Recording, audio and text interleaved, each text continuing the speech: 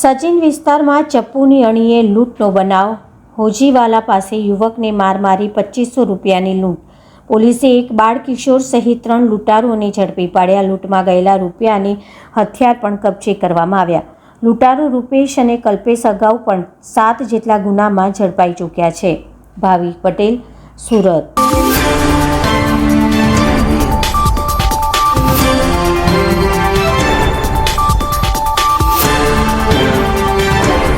તારીખ 19/4/2026 રોજ સચિન પોલીસ સ્ટેશનમાં એક અનડિટેક લૂંટનો ગુનો દાખલ થયેલો છે.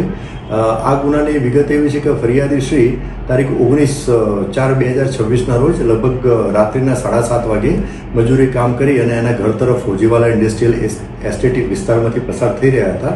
એમાં અજાણ્યા 3 આરોપીઓએ એક 2-વ્હીલરમાં આવી અને એમને ધાકધમકી આપી, એમને છરી બતાવી અને એમની પાસેથી 2500 રૂપિયાની લૂંટ કરી અને 3 આરોપીઓ પૈકી એક આરોપી પાસે એની પાસે હથિયાર હતું. હથિયાર એટલે ચપ્પુ હતું. એ ચપ્પાના મદદથી એમણે ફરિયાદી જે છે ભોગ બનનાર એના પગના ભાગે ઈજા પણ પહોંચાડેલી હતી.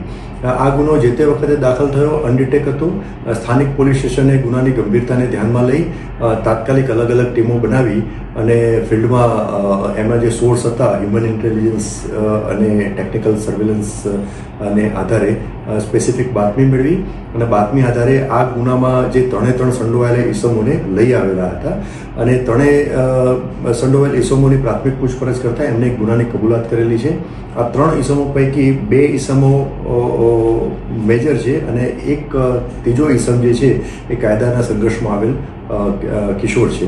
આ 3 ઈસમો પૈકી બે આરોપી જે છે જે મેજર છે એમાંથી એક આરોપી જે છે એનું નામ છે કલ્પેશ ફૂલચંદ પાટીલ. એ રહેવાસી છે, ડિંડોલી વિસ્તારનો રહેવાસી છે અને બીજા આરોપીનું નામ છે રૂપેશ શાલિગ્રામ ઉર્ફે સિલિક મરાઠે. એ પણ ડિંડોલી વિસ્તારનો રહેવાસી છે. આ બંને આરોપીઓ સિવાય એક કાયદાના સંઘર્ષમાં આવેલ કિશોરની પણ આમાં સંડોવણી જણાઈ આવેલ છે. તપાસના કામે જે હથિયાર, જે વેપન વપરાયેલું હતું ચપ્પુ, એ રિકવર કરવામાં આવેલું છે અને 3 ઈસમો પૈકી જે 2 મેજર આરોપી જે છે એમની ગુનાની તપાસના કામે ધરપકડ કરવામાં આવેલી છે અને જે વાહન, જે 2-વ્હીલર હતું ગુનામાં જે ઉપયોગમાં લેવાયેલું હતું એ આરોપી નંબર 1 એટલે કલ્પેશ ફૂલચંદ પાટીલનું હતું.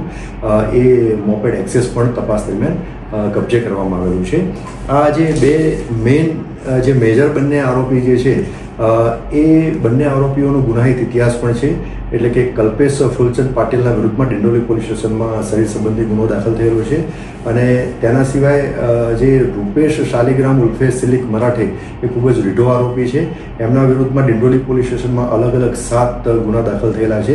એમાં મિલકત સંબંધી ગુનાઓ અને શરીર સંબંધી ગુનાઓનો પણ સમાવેશ થાય છે અને ગુજસી ટોકનો ગુનો પણ એના વિરુદ્ધમાં દાખલ થયેલ છે અને એક શરીર સંબંધી ગુનામાં એક મર્ડરનો ગુનો પણ દાખલ થયેલ છે. આમ બંને આરોપીઓનો ગુનાહિત ઇતિહાસ છે. હાલમાં ગુનાહિત